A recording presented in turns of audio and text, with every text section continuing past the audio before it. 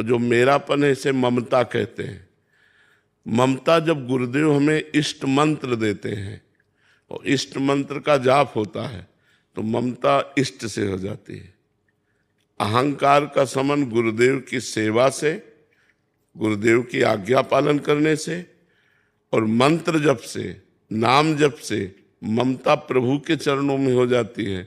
तो अहमता और ममता ही दोनों हैं, मैं और मोर, मैं और मेरा, इसी को तो नाम माया है। मैं और मोर तोड़ते माया, ये तेरा ये मेरा, इस तरह का जो भेद है तेरा मेरा का, ये माया के द्वारा रचित है, अज्ञान के द्वारा रचित है। तो जब हम नाम मंत्र जपते हैं, भगवान के चरणों में ममता होती है, गुरु कृपा से शुद्ध ज्ञान हो जाता है, तो देह भाव ही खत्म हो जाता है। देह भाव खत्म होते मैं खत्म हुआ और देह से संबंध जितना विषय वो सब खत्म हुआ, तो मेरा खत्म हो गया। तो ये दोनों कार्य गुरु कृपा पर आधारित है। गुरु कृपा ही केवलम, इसीलिए कहा गया मोक्ष मूलम गुरु कृपा। दोनों बातें, जो मैं और मोर है, इससे जो मुक्त होना चाहता है, इसे अहमता ममता कहते हैं। एक पद में है, एक अहमता ममता ये जग में है दुखदाई, और ये जब श्री जी की ओर लगे तो होत परम सुखदाई। मात तात सुत दार देह में मति अरुझय मति मंदा, हित किशोर को है चकोर तू लख वृंदावन चंदा। बोले एक मैं और मेरा, अहमता और ममता।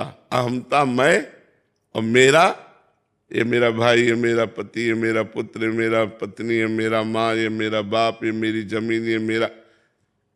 एक अहमता ममता ये जग में है दुखदाई, ये जब श्री जी की ओर लगे तो होत परम सुखदाई। मात तात सुत दार देह में मति अरुझय मति मंदा, हित किशोर को है चकोर तू लख वृंदावन चंदा। तो बोले कैसे हटावें इस मैं और मेरा को, प्रभु के चरणों में कैसे अर्पित करें? तो बोले रसिक मंडली में या तन को नीके ढंग लगाओ, दंपति यश गाओ हर्षाओ हित सो रिझ रिझाओ। उपाय बताया कि रसिक मंडली में, भगवत प्रेमी महात्माओं के संग में अपने शरीर को बैठा लो, कानों से उनकी बातें सुनो, मन से उनका मनन करो और खूब श्री जी का यश गाओ और लाडली लाल की सेवा करो।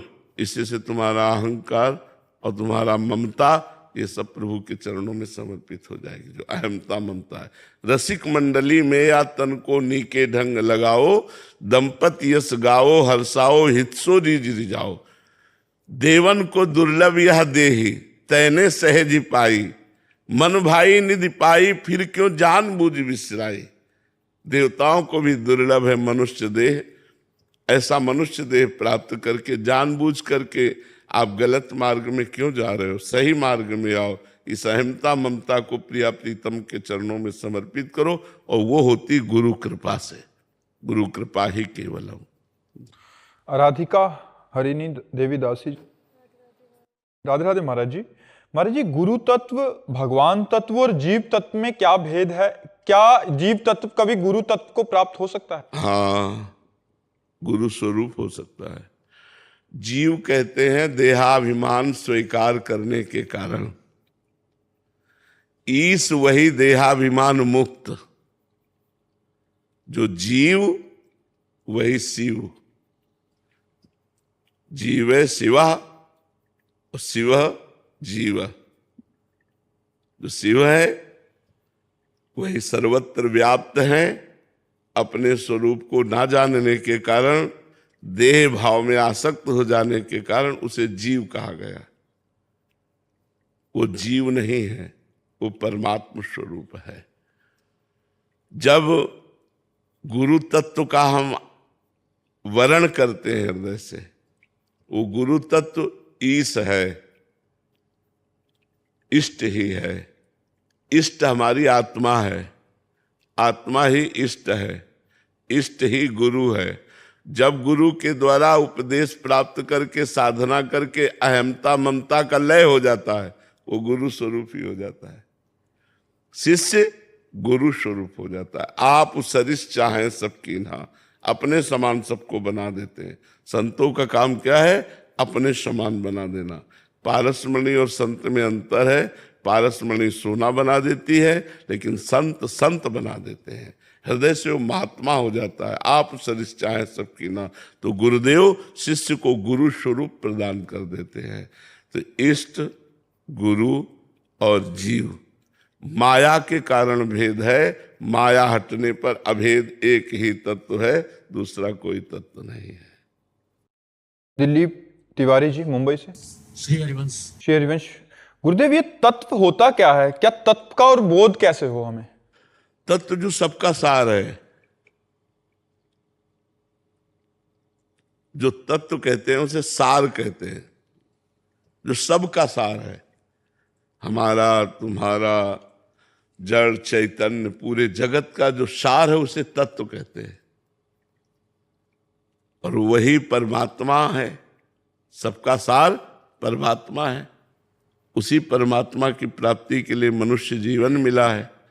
जितना समय हम भगवान में अधिक से अधिक देते जाएंगे, हमारा ज्ञान नष्ट होता जाएगा, सारे प्रश्न शांत होते जाएंगे। उस तत्व की प्राप्ति के लिए ही तो मनुष्य जन्म मिला है। और उस तत्व की प्राप्ति तभी होती जब हम खूब सत्संग सुने, शास्त्र स्वाध्याय करें, पवित्र भोजन करें, पवित्र आचरण करें और नाम जप करें। तो जैसे जैसे हमारा हृदय पवित्र होगा, तो वैसे वैसे वो परमात्मा में लगेगा। प्रकृति से हटा तो अज्ञान हटा। प्रकृति में मन है तो अज्ञान छाया हुआ है, और परमात्मा में मन है तो ज्ञान छाया हुआ है। जब ज्ञान हो जाएगा तो ये तत्व ज्ञान हो जाएगा, सार ज्ञान हो जाएगा कि सब में भगवान है और मेरे में भी भगवान है। जहाँ ये तत्व ज्ञान हुआ, सर्वान वस्तुतया निरीक्ष, सब जगह एक ही परमात्मा है, ये तत्व ज्ञान है। बहुनाम जन्मनावंते ज्ञानवान माम प्रपद्यते, वासुदेवा सर्वमित सा महात्मा सुदुर्लभा। सब जगह भगवान वासुदेव हैं, यही है तत्व ज्ञान हो जाना। जब सब जगह है तो यहाँ भी है, वो जीवन मुक्त हो जाता है। पर इसके लिए शास्त्र स्वाध्याय आवश्यक है, संतों का संग आवश्यक है, पवित्र भोजन आवश्यक है, पवित्र आचरण आवश्यक है, पवित्र विचार आवश्यक है। तब हम परम पवित्र तत्व ज्ञान की तरफ बढ़ सकते हैं। फिर गुरु का वर्ण करके, फिर उनके बताए हुए साधनों के द्वारा वेदांत आदि अध्ययन करके फिर तत्व ज्ञान होता है। और या चुपचाप नाम जप करता रहे, खूब डट के नाम जप करे तो अपने आप तत्व ज्ञान हो जाएगा। भगवान करा देंगे तत्व ज्ञान। समझ में आई बात? तत्व का मतलब होता है सार, सार बात। तो इस संसार का तत्व क्या है? भगवान। संसार का सार क्या है? भगवान। तो बस वही बोले, तत्व दृष्टि रखो, अर्थात सब में भगवत दृष्टि रखो। क्योंकि इन शरीरों के अंदर जो सार बात है वो भगवान है। सार बात को ही तत्व कहते हैं। अधीश्वर मुरारी दास जी, ऑस्ट्रेलिया। हरि बोल। राधे राधे महाराज जी। महाराज जी, हम देखते हैं कि बहुत सारे शिक्षा गुरु भक्ति जर्नी में हमारे साथ होते हैं। कभी कभी एक दूसरे की जो उपदेश होते हैं दूसरे से मतलब भिन्न हो जाते हैं, तो ऐसा क्या करें कि जिनसे अपराध ना बने? हाँ, बात इसमें देखनी है। इष्ट मिले और मन मिले, मिले भजन रस रीति, तहा निसंग को है मिलिए, तासो कीजिए प्रीति। इष्ट मिले और मन मिले और रस रीति मिले, भजन पद्धति मिले, ऐसे संतों से सत्संग करें। और जो स्वयं में साधक नहीं, तो उनसे वो बात ही नहीं निकलेगी जिससे भगवत प्राप्ति होनी। वो बातें सब केवल थोती होती, बातों से माया पर विजय प्राप्त नहीं की जा सकती। जो भगवान के मार्ग में चल रहे हैं, खूब डट के भजन कर रहे हैं, उनके अनुभव की बातें सुननी चाहिए, ऐसी बातें नहीं सुननी चाहिए। कुछ बातें तो ऐसी होती कि बिना अनुभव वाले जब बोलते हैं तो बिल्कुल थोथी बातें होती हैं, और कुछ बातें जैसे अनुभव वाली बोलते हैं तो अब उनका भाव सखा भाव है, हमारा भाव गोपी भाव है, हमारा भाव सहचरी भाव है, हमारा भाव वात्सल्य भाव, तो अंतर पड़ेगा। हमें भाव भी देखना है। कुछ बातें ऐसे नहीं मिलती कि एक प्रसंग हो रहा है सांख्य योग का, और एक प्रसंग हो रहा है भक्ति योग का, तो दोनों में कटाक्ष हो जाएगी। तो इसीलिए श्रोता को बड़ा प्रवीण होना चाहिए कि अपने काम की बात ले, अपने मार्ग की बात ले। बकाया सुन लिया सब भगवान की चर्चा है, जो बात हमारे गुरु से मिलती वो बात हमने लिया, और इसके बाद सब बात वही छोड़ दी और वो अपनी बात चल दी। किसी का विरोध नहीं, किसी से कोई मतलब नहीं। हमें अपने मार्ग की बात लेनी है। अगर सत्संग सुने तो हमारे मार्ग, ये ज्ञान होना चाहिए कि हमारा मार्ग क्या है, हमारे मार्ग की बात क्या है। नहीं तो सांख्य योग है, अष्टांग योग है, कर्म योग है, भक्ति योग है, चारों का मार्ग अलग अलग है, लक्ष्य एक है, परिणाम सबका एक है, मार्ग अलग अलग है। तो जब मार्ग की बातें होंगी चारों दिशाओं की, तो एक पूरब, एक पश्चिम, एक उत्तर, एक दक्षिण, तो कैसे मिलान होगा? मार्ग की बात तो मिलान नहीं होगी, लेकिन चाहे जिस मार्ग से जाए वो उसी भगवान को प्राप्त करता है, उसी परमात्मा को प्राप्त करता है, उसी ब्रह्म को प्राप्त करता है। तुम्हारी बात समझ में आई जी? इसलिए हमको जहां हमारा इष्ट मिले, जहां हमारी उपासना मिले, जहां हमारे मन की बात मिले, वो पकड़नी चाहिए और बकाया सब छोड़ देनी चाहिए। सत्संग हो रहा है, सबके लिए हो रहा है, हमारे लिए अकेले थोड़ी हो रहा है। तो हमको अपने मतलब की बात पकड़नी, बकाया छोड़ देनी। और विरोधाभास में देखना कि किस योग की चर्चा हो रही। अब जैसे वेदांत चर्चा एक महात्मा कर रहा है, वो कह रहा है मैं ही ब्रह्म हूं। अब वो जितनी बात करेगा सब काट देगा, केवल मैं की स्थापना करेगा। अब एक भक्त बात करेगा तो मैं को नष्ट करेगा, केवल आप ही आप हैं। अब कैसे मिलान होगा? एक दासोहम, एक सोहम, सोहमश्मी तीव्रत्य खंडा, वो भी मार्ग है। दास दासोहम, तो दोनों का मार्ग कैसे मिल सकता है? लेकिन परिणाम दोनों का एक ही है, उसी परमात्मा की प्राप्ति है। तो विवेकी होना चाहिए श्रोता कि मुझे क्या लेना है। ऐसा नहीं कि सब लेना है सब छोड़ देना है, नहीं, कुछ लेना है कुछ छोड़ देना है। बहुत विवेक से हमें सुनना चाहिए। मोहिनी मूर्ति देवी दासी जी, राधे राधे महाराज जी। महाराज जी, एक ज्ञात हुए कि सब कुछ श्री जी करती हैं, पर जब परिवार पर दुख और तकलीफ का समय आता है तो हम भक्ति में उस समय कैसे दृढ़ता लाएं? देखो, पूरा बंधन ममता है, ममता। इसीलिए भगवान ने कहा जननी जनक बंधु सुत दारा, तन धन धाम सुहृद परिवारा, सबकी ममता ताग बटोरी, मम पद मन ही बांध बर डोरी। माता पिता भाई बंधु पुत्र परिवार घर मकान, सबकी ममता अपने मन सहित मेरे चरणों में बांध दो, तो सच्ची भक्ति होने लगेगी। अभी भगवान की शरणागति पुष्ट नहीं हुई, अभी ममता परिवार में है। तो जब सुख हुआ तो लगता है भगवान की कृपा है, और जब दुख हुआ तो लगता है कि क्या है ये, कौन सी बात है। लेकिन भगवान सुख और दुख दोनों रूप में कृपा ही देते हैं, क्योंकि हमारे किसी पाप कर्म का फल ही दुख है। भगवान मंगल भवन सुख सिंधु हैं, वो कभी किसी को दुख नहीं देते। पर हमारे कर्म पीछे जो दुख वाले हुए हैं उनको भोगेगा कौन? हम ही को तो भोगना पड़ेगा। अवश्य में भोक्तव्यम कृतम कर्म शुभाशुभम, शुभ और अशुभ कर्म अवश्य भोगने पड़ेंगे। तो शुभ का फल है सुख और अशुभ का फल है दुख। चाहते हो सुख और करते हो पाप, तो दुख तो भोगना पड़ेगा। अब देखो, जो कानून है वो कानून है, उसे कोई काट नहीं सकता। कानून के अंतर्गत ही सारी क्रियाएं होंगी, कानून के बाहर नहीं होंगी। तो हमको अगर कोई भी दुख मिल रहा है तो भागवतिक कानून के अनुसार हम अपराधी थे, इसलिए हमें दुख मिल रहा है। कोई भी सुख मिल रहा है तो भागवतिक कानून के अनुसार हमारा प्लस पॉइंट है, इसलिए हमें सुख मिल रहा है। भगवान न किसी को सुख देते हैं न दुख देते हैं। भगवान कृपा करते हैं, मंगल भवन है, वो सदैव महासुख देते हैं। तो अभी हमने भगवान की कोई भक्ति थोड़ी की है, छोटी मोटी पूजा और भक्ति करते हैं, और अनुकूलता आती तो कृपा मनाते हैं, और प्रतिकूलता आती तो दुख मनाते हैं। नहीं, अनुकूलता प्रतिकूलता हमारे कर्मों का फल है। भगवान तो कृपा सिंधु है। जैसे कोई भी पिता अपने बेटे को दुख नहीं देना चाहता। मानो पिता डीएम हो और लड़का क्रिमिनल कार्य कर दे, क्राइम कर दे, अपराध कर दे और वो पुष्ट हो गया है, अब क्या डीएम उसे बचा लेगा? वो भी कानून का अधिकारी है, लेकिन जब अपराधी सिद्ध हो गया तो फिर नहीं बचा सकता। ऐसे ही भगवान हमें बहुत प्यार करते हैं, पर अगर अपराध करोगे तो भोगना पड़ेगा।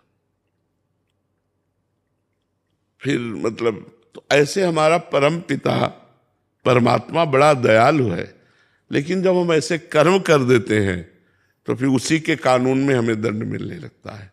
और जब हम उसकी शरण में चले जाते हैं, अच्छे कर्म करते हैं, भजन करते हैं, तो सारे अपराध माफ करके हमें मुक्त कर देता है। तो वैसे तो वो कृपालु हैं, पर हमारे कर्म ही हमको दुख देते हैं, भगवान नहीं। ये अच्छे से समझ लो। इसलिए खूब नाम जप करो और अच्छे कर्म करो, परोपकार करो। दिलीप कुमार सिंह जी, राधे राधे महाराज जी।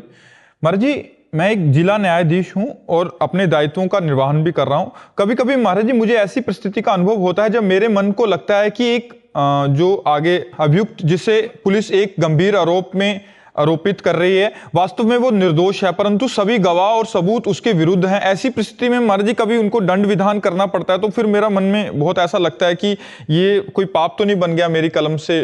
तो उसे जब आपकी आत्मा कहे कि ये निर्दोष है, उसे इतना अधिकार तो आपका है कि लंबा टाइम बढ़ा सकते हैं।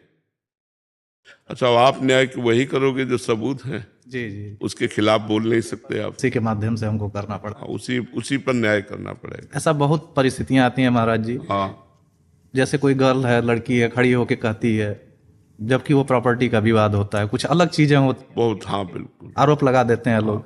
हमको तो वो कह रही है, कानून ऐसा बना हुआ कि हमको फिर उसी तरह से करना पड़ता है जो हमारे एविडेंस। तो उस समय फिर भगवान का स्मरण करते हुए भगवान से प्रार्थना कीजिए कि हम तो अपने कर्तव्य का पालन कर रहे हैं। अब आप सर्वमालिक सबसे बड़े न्यायाधीश आप हैं, तो भगवान आप जैसा मंगल हो वैसा हमारे अंदर से प्रेरणा करके बुलवाइए, लिखवाइए। अब सबूत खिलाफ है तो हम क्या कर सकते हैं? आप उस समय कलम मेरी चल गई, मेरी वजह से एक आदमी 10 साल की मतलब सजे में चला गया मेरी कलम से। तो फिर हमें लगता है कि मतलब अंदर से ऐसा लगता है कि ये निर्दोष है, लेकिन फिर भी हम सभी लोग एविडेंस हैं, सभी गवाह हैं, सभी चाकू है। हाँ, उस समय आप भगवान से ही प्रार्थना कीजिए कि आपने ही हमें ये सेवा दी है और ये सेवा इसके आधारित है, सबूतों के आधारित है। यद्यपि आप प्रेरणा कर रहे हैं, फिर भी मैं असमर्थ हूँ, तो आप देख लीजिएगा। कृष्णार्पणमस्तु। हमारी बात समझ रहे हैं? उस कर्म को कृष्णार्पणमस्तु, भगवान से प्रार्थना करते हुए कृष्णार्पणमस्तु। तो हो सकता है वो आज निर्दोष हो सकता है, मानते हैं, लेकिन कल का वो दोषी था अगर सजा मिली है। कल उसने ऐसा पाप किया था जिसका ओपन नहीं हुआ और जिसका दंड नहीं मिला, तो उस पाप ने उसे निर्दोष अवस्था में फंसा के, इस केस में निर्दोष है, फंसा के, अगर उसे 10 साल की सजा होती तो पक्का वो अपराधी पूर्व का है, जिस अपराध को किसी ने नहीं जाना और उसको दंड भी नहीं मिला, तो उसी अपराध ने जहां वो निरपराध था वहां फंसा दिया। हो सकता है आप पक्का मानना कि वो वर्तमान के केस में निर्दोष हो, लेकिन पूर्व में उसके द्वारा कोई ऐसा पाप हुआ जिसका दंड विधान नहीं हुआ, तो भगवान उसको दंड विधान देने के लिए ऐसा कार्य कराते हैं। नहीं तो निर्दोष को कोई दंड दे नहीं सकता, क्योंकि बड़े न्यायाधीश भगवान हैं।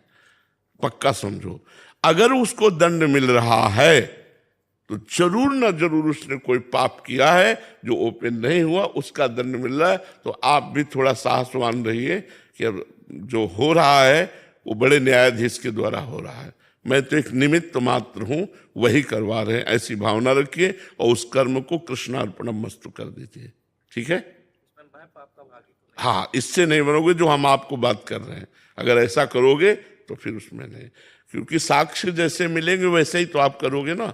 और उस समय भगवान का स्मरण करके हर केस को कृष्णार्पणमस्तु करो। केस समाप्त हुआ, कृष्णार्पणमस्तु। भगवान ये समय, ये न्याय, जो भी क्रिया हुई वो आपके चरणों में समर्पित है, तो उससे आप मुक्त हो जाओगे।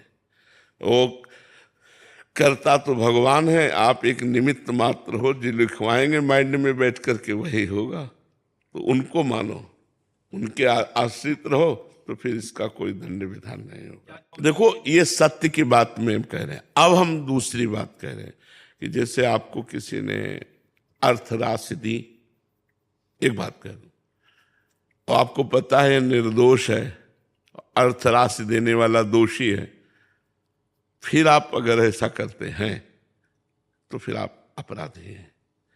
हमारे भागवतिक कानून में, वैसे भारतीय कानून में भी, भारतीय कानून ये आदेश थोड़ी करता है, तो भागवतिक कानून फिर आपको दंड देगा। तो हम ऐसा ना करें कि हमें कोई भय या प्रलोभन के द्वारा जबरदस्ती हमसे न्याय करवावे, तो ऐसा ना करे। और ऐसे में अगर निर्दोष फंस जाता है तो उसका पूर्व का कोई पाप कर्म है, भगवान जाने। कृष्णार्पणमस्तु। ऐसे हो गए। ब्रिजेश मिश्रा जी कानपुर से। राधे राधे महाराज जी। महाराज जी, अगर आत्मा शुद्ध, पूर्ण और अजर अमर है तो उसमें अज्ञान या अविद्या आया कैसे? अगर तो लगाने की जरूरत ही नहीं है। अगर तो लगाना अपराध जैसा लगता है, क्योंकि जो शुद्ध परमात्मा स्वरूप है, तो अगर लगाने का मतलब संशय हो गया। अगर लगाने की जरूरत नहीं है। आत्मा शुद्ध परमात्मा स्वरूप है। जो आत्मा है वही परमात्मा है, जो परमात्मा है वही आत्मा है। वो निर्लेप है, निर्विकार है, निर्लेप था, निर्लेप रहेगा। ये माया का भ्रम ऐसा महान आकर्षक है कि अपने स्वरूप को भूल गया, अपने को देह मानने लगा, तब माया के आकर्षण में फंस गया। जैसे ईमानदारी से आप अपने को देह समझते हैं कि नहीं? समझते हैं ना? लेकिन आप देह नहीं हैं, आप आत्मा हैं। यही भ्रम हमारी दुर्गति का कारण बन गया। जब हम साधना करते हैं और साधना के द्वारा देह से वैराग्य हो जाता है, तो वही अपने स्वरूप में स्थित हो जाता है। स्वरूप निर्मल था, निर्मल है, निर्मल रहेगा। पर आकर्षक माया का भ्रम, ये माया है, पंचभूत रचित ये माया है। माया का भ्रम कि मैं अपने को भूल गया, भूल करके स्त्री पुरुष जड़ चैतन्य मान लिया। यही हमारी भूल मिटाने के लिए भगवान ने सत्संग दिया है, शास्त्र रचना की है और साधना बताई है। यदि हम साधना के द्वारा चलें, सत्संग श्रवण करें, शास्त्र स्वाध्याय करें, तो ये भूल मिटानी और कुछ नहीं। साधना से क्या हुआ? भूल मिट गई। जो हम हैं वही थे, वही रहेंगे। आत्मा में साधना से कोई उन्नति नहीं हुई। असाधन से आत्मा की कोई अवनति नहीं होती, साधन से आत्मा की कोई उन्नति नहीं होती। ये गूढ़ बात है। असाधन से भ्रम बढ़ता जाता है और वो दुर्गति को प्राप्त होता है। जो निर्लेप है, निर्विकार है, साधना से भ्रम नष्ट हो जाता है। वो अपने स्वरूप में जो है उसी में स्थित हो जाता है। वह जीवन मुक्त कहा जाता है। मात्र भ्रम मिटाना, जासु कृपा सब भ्रम मिट जाई, गिरजा सोई कृपाल रघुराई। जिन भगवान की कृपा से सब भ्रम नष्ट हो जाता है, वो कृपा सिंधु भगवान है। यदि हम गुरु रूप भगवान की शरण लेकर उनके द्वारा बताई हुई साधना करें, तो हमारा कल्पित भ्रम ये नष्ट हो जाए। ना हम शरीर थे, ना हम शरीर है, ना हम शरीर रहेंगे, ये हमने स्वीकार कर लिया। यही स्वीकृति गलत हो गई। इसी स्वीकृति को मिटाना है और जो है उसको अनुभव करना है आत्मा, ये नहीं है। कै साल के हो? 32 साल पहले शरीर नहीं था, पता नहीं 32 साल आगे रहेगा कि नहीं।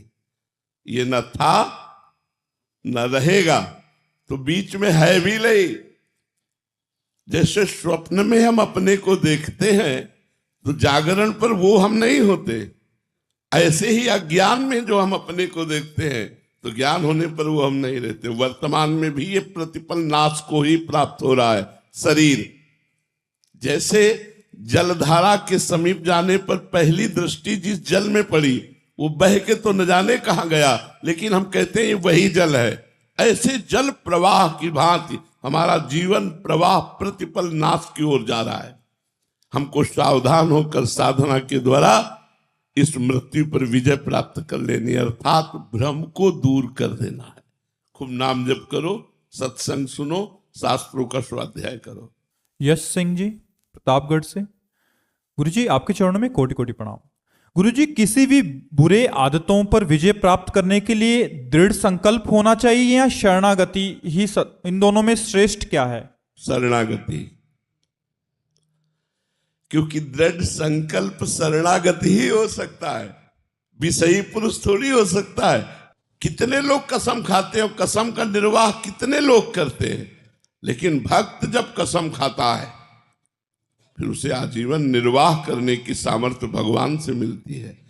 तो जो गलत आचरणों से निकलना चाहे उसे भगवान की शरण लेकर नाम जप करना चाहिए। बिना नाम जप के, बिना भगवान की शरण के इस असत माया का त्याग हो ही नहीं सकता। जो गलत काम होते हैं असत माया से ही तो होते हैं। तो हमको चाहिए भगवान की शरण लेकर भगवान का नाम जप करें तो हमें दृढ़ संकल्प करने की क्षमता आ जाएगी। नहीं, हमारा आज शाम के संकल्प बनता सुबह बिगड़ जाता है। आप देख लो ना, चाहे जो कसम खाओ 10-5 दिन में सब बराबर, फिर वही शुरू। क्यों? क्योंकि अध्यात्म बल नहीं है।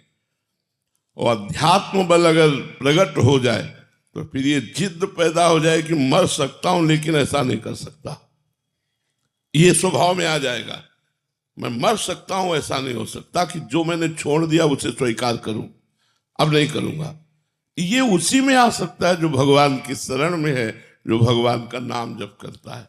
और जो ऐसे सामर्थ्य ही नहीं रह गई, माया ने सब सामर्थ्य तुम्हारी छीन कर दी। अब नाम जप के द्वारा सामर्थ्यवान बनो और अपने संकल्पों को सिद्ध करो, भगवत प्राप्ति करो, मनोकामनाएं पूर्ण करो, जो चाहो करो नाम जप के द्वारा। अगर नाम जप नहीं तो फिर वो व्यर्थ की बातें केवल हैं, वो लाभ को प्राप्त नहीं हो सकता, वो दृढ़ संकल्पी नहीं हो सकता। इसलिए भगवान का शरणागत होकर नाम जपना अत्यंत अनिवार्य है। निहारिका जी कोलकाता से, महाराज जी दुख कैसे दूर होंगे, दूसरों से मिला संताप कैसे जाए? भगवान का आश्रय लेकर जब हम नाम जप करते हैं तो इतनी शीतलता आ जाती है कि दूसरे के द्वारा प्रतिकूलता, अपमान, तिरस्कार, कटु भाषण करने पर भी हृदय हमारा जलता नहीं है। जब भगवान के चरणों की शीतलता आती तब, ऐसे तो नहीं हो सकता। बिना, इसीलिए कहते हैं अध्यात्म के बिना आपका जीवन मृत जीवन है, मरा हुआ जीवन है। अध्यात्म जीवन ही जीवन है, नहीं तो मृत जीवन है। राग द्वेष में नाना प्रकार के काम, क्रोध, लोभ, मोह, मद, मत्सर, इसी में पूरा समय हमारा नष्ट होता चला जा रहा है। अध्यात्मवान ही जीवन है। तो ये अध्यात्म में सामर्थ्य है कि कोई हमारे साथ प्रतिकूल व्यवहार करे या प्रतिकूल परिस्थिति आ जाए या प्रतिकूल स्थान मिल जाए, हम स्थान, परिस्थिति और व्यक्ति, इन सबसे निपटने के लिए, प्रतिकूलता से निपटने के लिए भगवान का भजन करें। भगवान के भजन से हमारी शुद्ध बुद्धि होगी और शुद्ध बुद्धि हमें बचा लेगी, अशुद्ध बुद्धि झगड़ा करवा देगी। इसलिए भजन करो, नाम जप करो, खूब अधिक से अधिक नाम जप करो। आरती पाठक जी मुंबई से। राधे राधे महाराज जी। महाराज जी, आपकी दृष्टि में मृत्यु के समय एक भक्त की मनोदशा कैसी होनी चाहिए? उस मनोदशा को अभी से साधने के लिए क्या तैयारी? मृत्यु के समय सबसे बढ़िया मनोदशा ये है कि सामने युगल सरकार मुस्कुराते हुए खड़े हों, हमारे हृदय से निकले राधे श्याम और प्राण निकल जाए। नेत्रों में, हमारे मानस नेत्रों में प्रिया प्रीतम हो और मुख में उनका नाम हो और बस इसी के साथ प्राण निकल जाए। इससे बड़ी सिद्धि, इससे बड़ा लाभ, इससे बड़ा मनोरथ पूर्ण होना और कुछ नहीं हो सकता। अच्छा, ये किसी साधन से नहीं होगा। यह गुण साधन ते नहीं हुई, तुम्हारी कृपा पाओ कोई कोई, कोई कोई जन्म जन्म मुनि जतन कराहे, अंतराम कहे आवत नाही। अंतिम समय भगवान का स्मरण करते हुए भगवान के ध्यान में जो शरीर छोड़ता है वो सीधे भगवान के धाम को जाता है, वो भगवान के प्रेम को प्राप्त होता है। पर ये संभव है नाम भगवान की कृपा से, और किसी साधन में दम नहीं है। निरंतर नाम जप करके देखो, ये संभव हो जाएगा। निरंतर नाम जप करने वाले जो भी साधक हो, हमारी बात का अनुभव करना, जब आप सो के करवट बदलते हैं तो नाम चलता होता है। आप देखना, जब आप सो के उठेंगे तो आप नहीं जप रहे होंगे, नाम चल रहा होगा, यदि आप निरंतर नाम जपने का अभ्यास कर रहे हैं। ऐसे ही मृत्यु की बेहोशी दशा में भी नाम चलता है। जो भक्त जीवन भर अभ्यास करता है नाम का, तो अंतिम समय उसके हृदय में भगवान का नाम स्फुरित हो जाता है और वो भगवत धाम को प्राप्त होता है। ये भजन का अभ्यास करे और कृपा भगवान की, मूल तो कृपा भगवान की, इसमें और कोई साधन नहीं। वो कृपा करे, मृत्यु के समय आ जाए स्मरण रूप में या रूप धारण करके, तो ही बात हो सकती है। चांदनी जी राजस्थान से। राधे राधे महाराज जी। महाराज जी, भीतर ऐसा क्या बदलने की जरूरत है कि संकल्प ही जीवन बन जाए? क्योंकि अभी हमें पता है सही चिंतन बदलने की जरूरत है। राग द्वेष का चिंतन छोड़ो, भगवान का चिंतन करो। काम क्रोधादि का चिंतन त्यागो, भगवान का चिंतन करो। अगर चिंतन बदल गया तो सब बदल गया, और बाहरी सब बदल गया और चिंतन न बदला तो कुछ नहीं बदला।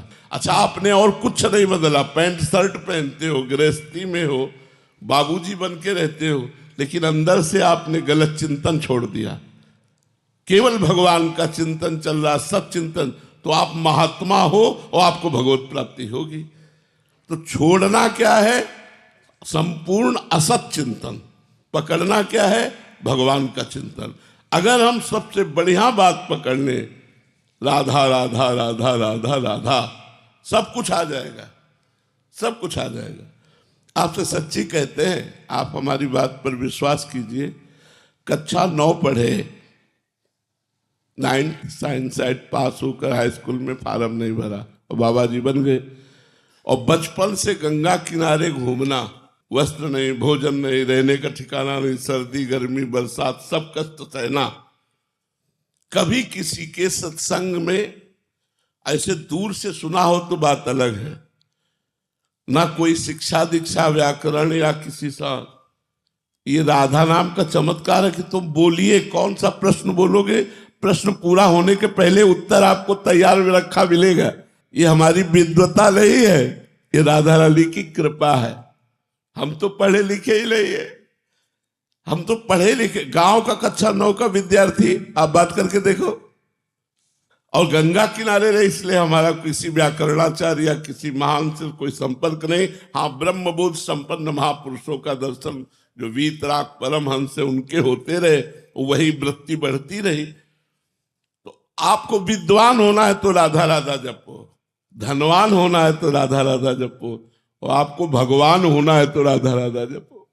क्योंकि जालत तुम्हें हो जाए, तुम भगवत स्वरूप हो जाओगे। गीध देह तज धरि हरि रूपा, भगवान के धाम में हरि रूप धारण करके जाया जाता है, भगवत स्वरूप होकर के जाया जाता है। तो मान लो, खूब राधा नाम का चिंतन। महाराज जी, मान लिया, बट इस पे टिक क्यों नहीं पाते? आगे इनका प्रश्न है कि हाँ मान लिया हमने, अभी समस्या है कि उस पे टिके रहें। टिकने की बात थोड़ा लंबा समय लगेगा। पूर्वाभ्यासी मन है विषयों में जाने का, संसार में जाने का, रिश्ते नाते में जाने का।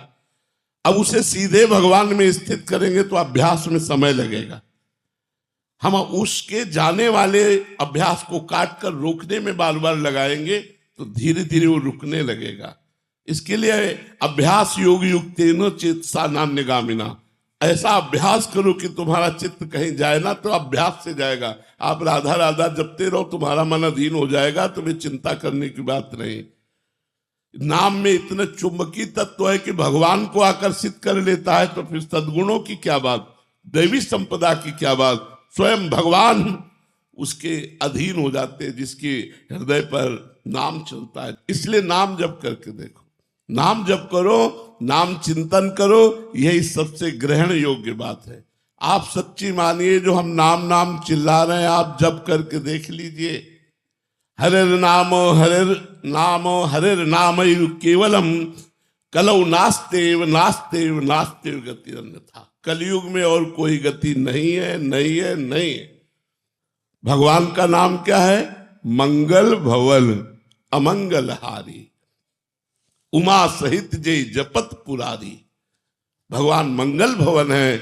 भगवान की शरण में हो जाओ, भगवान का नाम जप करो, अच्छे आचरण करो, परोपकार करो, तीर्थ याटन करो, आपका मंगल जबरदस्ती हो जाएगा। ये सच्ची बात कहते हैं कि अगर कोई जंतु आज तक दुख दूर करने के लिए बना होता तो हमारे शास्त्रों में लिखा होता। भगवान का नाम दुख दूर करता है, भगवान का मंत्र दुख दूर करता है। तो आप भगवान का पाठ कीजिए, भगवान का नाम जप कीजिए, भगवान का मंत्र जप कीजिए, जिससे आपका दुख दूर हो जाए। सच्ची बात है, जन्म जन्म का दुख दूर हो जाएगा। इधर उधर भटको मत, स्वयं साधना करो और स्वयं के पाप नष्ट करो, इससे कल्याण होगा। ऐसा नहीं हो सकता कि हम भजन करियो आपका कल्याण होगा। हम भजन करेंगे तो हमारा कल्याण होगा, तुम भजन करोगे तुम्हारा कल्याण होगा। बिना भगवान का नाम जप करे, भजन किए, आपका कल्याण हो ही नहीं सकता। गोस्वामी तुलसीदास जी कहते हैं, बारी मथे घृत होए बरु सिकता ते बरु तेल, और बिनु हरि भजन न भवतरी या सिद्धांत पेल। ये सिद्धांत अटल सिद्धांत है। बिना भजन किए, नाम जप किए, कोई दुख से, कोई भय से, चिंता से, शोक से, मृत्यु से ऊपर नहीं उठ सकता। इसलिए शंका छोड़ो। जैसे डॉक्टर दवा देता है, तुम बिना कुछ विचार के खा लेते हैं, विश्वास करके, ऐसे हमारी बात पर विश्वास करो और राधा राधा रटो, सब कुछ ठीक हो जाएगा, सब मंगल हो जाएगा, सब दैवी संपदा आ जाएगी। श्री कृष्ण आपके नेत्रों के सामने झलकने लगेंगे। आप राधा राधा रट के तो देखो। राहुल जी अलवर से, राधा वल्लभ शेरवंश महाराज जी आप कह रहे हैं कि आपका एक पीछे वीडियो देखा कि आप इतने अस्वस्थ थे, पूरे चेहरे पर सूजन थी, फिर भी आप प्रवचन कर रहे थे। तो महाराज जी इसकी क्या आवश्यकता थी? आप विश्राम क्यों नहीं किए? देखो बच्चा, आप किडनी फेल है तो शरीर छूटेगा ही, आज नहीं तो कल। तो जब पता है कि नौकर भाग जाएगा तो जितना काम लेना है, जितना अधिक से अधिक काम ले लिया जाए, बुद्धिमानी इसी में है। पता है कि नौकर भाग जाएगा तो जितना काम ले पाओ तो अधिक से अधिक ले लो। तो ऐसे ही पता है शरीर छूटेगा, ये बेईमानी करेगा, मृत्यु आएगी, तो इससे जितना अधिक काम ले लो उतना ले लो। तो अधिक से अधिक भगवान का नाम जप करो, अधिक से अधिक भगवान की चर्चा करो, अधिक से अधिक परोपकार करो, क्योंकि छूटेगा, ये छूटने वाला है। अब हम ये 2-4 दिन वाली बीमारी हो तो आराम करें कि भाई जुकाम बुखार हो गया, 2-3 दिन में ठीक हो जाएगा, चलो आराम कर ले।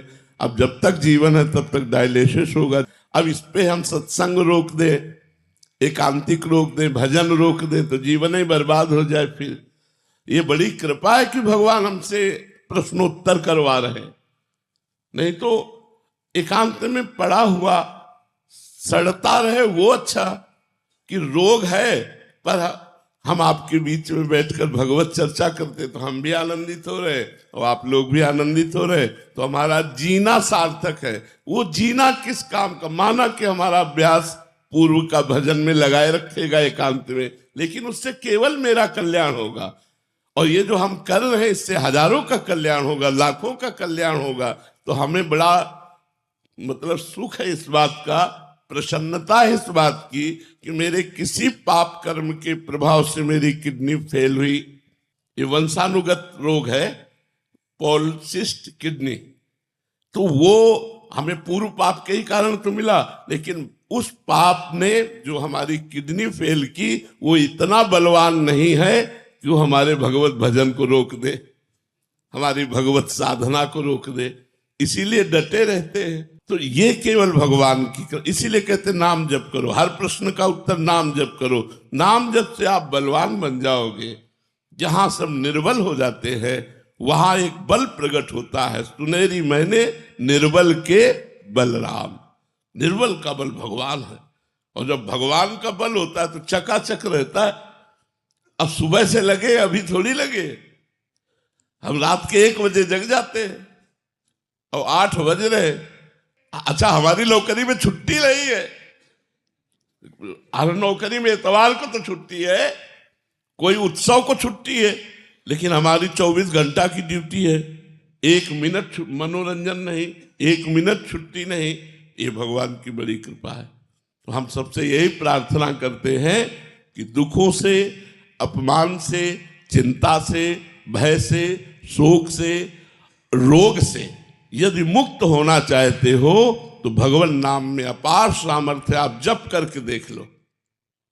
तो हम कहते हैं तुम्हें चिंता, भय, शोक, रोग, दुख, अगर इससे मुक्त होना है तो हमारी बात मान लो, राधा राधा रट लो, राधा राधा रट लो, मान लो मेरी बात। प्रार्थना है, तुम्हारा जीवन धन्य हो जाएगा। तुम्हारा सत्संग में आना सफल हो जाएगा। नहीं, साधु संग का मतलब क्या रहा? तुम बदले ना, तुम सुखी ना भये तो साधु संग क्या हुआ? फिर तो मजाक हुई यार। साधु संग का मतलब तुम्हारा जीवन बदल जाए, तुम सुख में पहुंचो, तुम आनंद में पहुंचो, तब तो सत्संग हुआ। सत्संग तो असत से उठा के सत्य में स्थित कर दे, उसे सत्संग कहते हैं। तो इस शरीर की पीड़ा नाम जप के आनंद से बहुत थोड़ी है। नाम जप में जो आनंद है वो 100 ग्राम का, और शरीर की जो पीड़ा है वो 1 ग्राम की है। तो आप समझो 99 ग्राम 1 ग्राम के ऊपर चढ़ा रहे तो क्या बनेगा और क्या बिगड़ेगा? तो 1 ग्राम दर्द है और 100 ग्राम सुख है। ये हम आपको तुलना बता रहे कि दुख तो एक निमित्त मात्र है, और जो मन भगवान में सुख का अनुभव करता है, इसीलिए चाहे चेहरा फूला हो, चाहे बुखार हो, चाहे जैसी परिस्थिति हो, चेष्टा कर। जब ऐसी स्थिति हो कि हम उठ ही नहीं सकते, वो बात अलग है। अगर शरीर उठ सकता है तो वो एकांतिक में आएगा, वो अपनी दिनचर्या पूरी करेगा। ये भगवान की कृपा बल से होता है, ये हमारे बल से नहीं होता। जैसी हमारी दिनचर्या है ऐसा एक स्वस्थ पुरुष नहीं कर सकता। वही हम आपको अनुभव बताते हैं कि तुम राधा राधा रट के देख लो। अगर तुम्हारा मंगल ना हो जाए तो हमसे कहना। तुम राधा राधा रट के देखो, अगर बड़ी बड़ी बाधाएं चकनाचूर ना हो जाए तो कहना। तुम राधा राधा रट के देखो, अगर माया भाग न जाए तो हमसे कहना। भगवान सामने खड़े हो जाएंगे। राधा नाम स्वयं भगवान श्री कृष्ण जपते हैं। हरि रसना राधा राधा रट। मुरली में राधा राधा गा करके समस्त ब्रज मंडल को आनंदित करते हैं। राधा नाम हमारे श्याम सुंदर का जीवन है। अगर आप राधा राधा रटेंगे तो आप खुद अनुभव करेंगे कि राधा नाम का क्या चमत्कार है। हम तो अपने को राधा नाम का चमत्कार ही समझते हैं। मतलब प्रेमानंद मतलब राधा नाम का चमत्कार, प्रेमानंद का अर्थ राधा नाम का चमत्कार। ये सीधे राधा नाम का चमत्कार जो भी देख रहे हैं बाहर और भीतर, वो केवल राधा नाम की कृपा। इसलिए खूब राधा राधा रटो। दीपिका पांडे जी, जब राधा वल्लभ श्री हरिवंश महाराज जी, आने वाले नव वर्ष में हमें ऐसे क्या नियम लेने चाहिए, या क्या अभी 1-2 दिन बाद ही नया साल है महाराज जी? अच्छे आचरणों का नियम लेना चाहिए कि हम अधिक से अधिक नाम जप करेंगे, हम अधिक से अधिक क्रोध नहीं करेंगे, हम गंदी बातों में किसी भी तरह मन नहीं जाने देंगे, उसे बार बार हटाकर भगवान में लगाएंगे। हो सकेगा तो हम इस वर्ष परोपकार करेंगे, कोई न कोई ऐसा दान, कोई ऐसा पुण्य, कोई ऐसा परोपकार जिससे हमारे भगवान प्रसन्न हो। ये अच्छी बातें लेनी चाहिए। जैसे लोग नए वर्ष के उत्साह में शराब पीते हैं, पार्टी मनाते हैं, मांस खाते हैं, व्यभिचार करते हैं, नशा करते हैं, ये सब गलत बात है। नए वर्ष को मंगलमय बनाने के लिए इन नशा छोड़ने का नियम लो कि जो आज तक करते रहे 20 वर्ष में नहीं। अब मेरा नया वर्ष मानो नया जीवन, तो हम मांस नहीं खाएंगे, शराब नहीं पिएंगे, हम पाप कर्म नहीं करेंगे, हम हिंसा नहीं करेंगे, चोरी नहीं करेंगे, हम गलत आचरण नहीं करेंगे, ऐसे नियम लेने चाहिए। तो ऐसे बावरे लोग हैं कि उस दिन और उपद्रव करते हैं, शराब पी के इधर उधर पड़े रहेंगे, बोले आज नया वर्ष का उत्साह, हैप्पी न्यू ईयर। नहीं तो ये क्या हैप्पी न्यू ईयर? ये हैप्पी है, लड़खड़ा रहे हो ये हैप्पी है, शराब पी रहे हो, गंदे आचरण कर रहे हो हैप्पी, दुख भोगोगे, पाप कर्म कर रहे हो। मनुष्य को मदिरा पीना पाप है, राक्षस को मदिरा पीना स्वाभाविक है।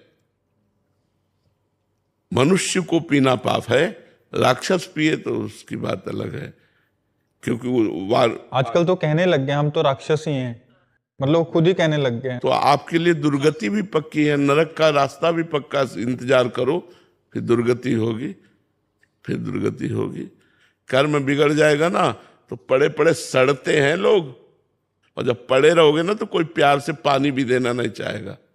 आज तुम कमा रहे हो, चार के काम आ रहे हो, और कल जब पड़े रहोगे तो वही चार तुम्हारी तरफ देखेंगे भी नहीं, तुम्हारी गली में नहीं आएंगे कि कहीं बुला न ले, वो कहीं वो बुला न ले। बड़ा स्वार्थी संसार है, इसलिए भजन करो, पाप कर्म को छोड़ दो, मनमानी मत करो कि हम राक्षस ही हैं, नहीं तो वो दंड भोगने को मिलेगा जो तुम सोच भी नहीं रहे हो।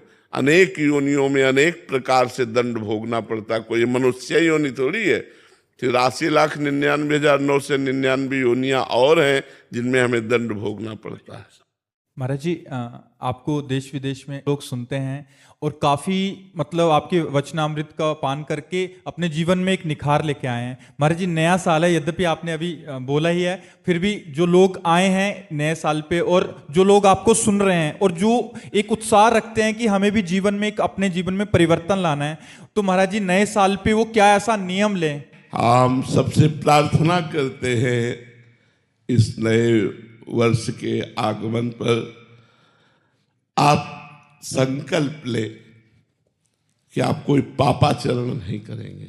जैसे कोई शराब पीता हो तो संकल्प ले कि मैं इस नवीन वर्ष से प्रारंभ होते ही शराब छोड़ दूंगा, जीवन में नहीं। मांस भक्षण करते हो तो मांस छोड़ दीजिए।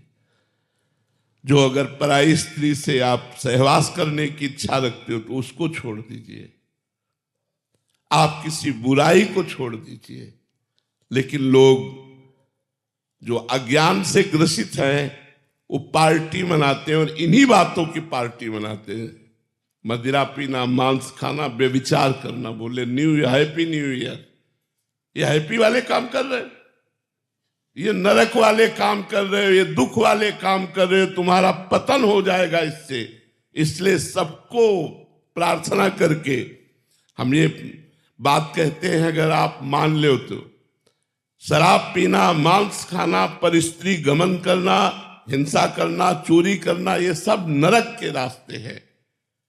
मनुष्य जीवन मिला, आप कोई राक्षस थोड़ी हो, इसलिए राक्षसों वाले कार्य मत करो, मनुष्य वाले कार्य करो। अब कह रहे हैं हैप्पी और लड़खड़ा के नाली में गिर रहे हैं, ये हैप्पी है? शराब पी के लड़खड़ा के ना बोले हैप्पी। ये हैप्पी माने प्रसन्नता होती है, और प्रसन्नता परमात्मा से प्राप्त होती है, गंदी बातों से नहीं। इसलिए सबसे प्रार्थना है, लड़ाई झगड़ा मत कीजिए, शराब मत पीजिए, मांस मत खाइए, पराय स्त्री के प्रति दुर्व्यवहार की भावना मत रखिए। इन बातों का, बुराइयों का त्याग कीजिए, तो हमारा नव वर्ष मंगलमय रहे और सब पर भगवान की कृपा रहे, सब स्वस्थ रहे, सब सुखी रहे, सब धर्माचरण करें। अभी बाहर के जो आम है सब ये कह में ब्रजवासिन पे कोई अपराध ना है, कछु ना ही मस्त डोलें, कछु ना करें, तो हमारी मर्यादा क्या है, हमें कैसे रहना चाहिए, ये आप बता सकें केवल? हाँ, सबसे बड़ी बात यह है कि पहला सबसे आप भगवान के निज पार्षद हो, तो आपके द्वारा कोई ऐसे आचरण नहीं होने चाहिए जो भगवान के पार्षदों के विरुद्ध हो। ब्रजवासी भगवान का निजी पार्षद है, चाहे नंदगांव का हो, चाहे वृंदावन का हो, चाहे गिरिराज जी का हो, ये भगवान के निजी घर के हैं ना, निजी परिवार हैं। नवाब हम ऐसे कहते हैं ना ठाकुर जी थे कि ये हमारा है, हाँ, वही। ये मेरो है, तो भी ऐसे कहते हैं, ऐसे क्यों बोलते हो? अरे नहीं, ये क्यों बोल रहे हो? नहीं हम तो नहीं, इनको भगवान कहते हैं। बाहरी लोगों के लिए भगवान है, लेकिन आप उनके घर के हो, निज पार्षद हो। बस आपको इतना केवल देखना है कि धर्म विरुद्ध आचरण ना हो, आपका खान पान ठीक रहे, आपके आचरण ठीक रहे, और दुनिया आपको नहीं समझ पाएगी। दुनिया तो यही, अब जैसे हमसे कई ब्रजवासी बात, तू बाबा आयो ना आए, अब यो जब पढ़ता है इतने बाबा से तू करके बात कर रहा है कि तुम ब्रजवासी बाबा थे ऐसे कह रहे हैं, तू तड़ाके थे बोले हैं, अभी बाबा गए कल ये बारे बाबा कौन दर्शन करवे, तो माइन थे ऐसे कह रहे कि ले प्रसाद ले ले, तो बहू पे कमेंट कर दी कि जाते ऐसे कह रहे हैं प्रसाद ले। अब ये भाषा ही है ब्रज की। और बाबा हम तो आपके जैसे कह ना वैसे ही रह रहे हैं, प्यार लहसुन कछू कहूँ बाहर को ना खा रहे, कछू ना कर रहे। बिल्कुल ठीक है, धन्यवाद। जय मारे, क्योंकि ये आंग्लिक नववर्ष आ गया है। तो आंग्लिक नववर्ष में ये देखा गया है कि जो तिलक कंठी लगाते हैं, मुझे क्षमा करिएगा, तिलक कंठी लगाते हैं, वो अब कहना नहीं चाहिए, वो क्लबों में जा करके और बहुत गलत आचरण कर। हाँ, ये बहुत हानि का विषय है, ये बहुत हानि का। और हमने अभी पीछे बैच में इस बात को कहा, अभी कहा था पीछे बैच में, किसी विषय पर बात चली 9 वर्ष की, तो हम कहा भाई देखो 9 वर्ष का जो मंगलमय स्वरूप है कि हम अपने गलत आचरणों का त्याग करें, ना कि गलत आचरण करें। हम कहा लोग उल्टा करते हैं, क्लबों में पार्टियों में जाते हैं, शराब पीते हैं, मांस खाते हैं, गंदे आचरण करते हैं। राक्षसों वाले कार्य करोगे तो तुम्हारा 9 वर्ष शुभ कैसे होगा? हैप्पी न्यू ईयर्स कैसे होगा? हैप्पी तो तब होगा प्रसन्नता जब भगवान का कीर्तन करो। 24 घंटे आज भगवान का कीर्तन करेंगे, आज भगवान की कथा सुनेंगे, आज भगवान का नाम जप करेंगे, आज भगवान के भक्तों को निमंत्रण कराएंगे। अगर ऐसी बात हो तो तुम्हारा 9 वर्ष मंगलमय रहेगा। आज गौओं को चारा पवाएंगे, क्योंकि 9 वर्ष मांगलिक कार्य, दान पुण्य तीर्थयाटन मांगलिक कार्य करो तो तुम्हारा 9 वर्ष शुभ जाएगा। अब ये आसुरी राक्षसी कार्य करोगे जिससे बड़ी हानि हो जाए। आपको सभी लोग प्यार करते हैं ना, तो राधा रानी की तरह, और सब अपनी अलग अलग भाषा में करते हैं ना, तो मैं आपको थोड़ी सी भाषाओं में आपको वो बताऊंगी। अंग्रेजी में कहते हैं कि आई लव यू, गुजराती में कहते हैं तेनु प्रेम करूं छू, बंगाली में कहते हैं अमी के मातो भालोवासी, पंजाबी में कहते हैं ओ तेरी तो तेरे बिन नी जीना ओ बाबा, तेरे बिन नी जीना ओ बाबा।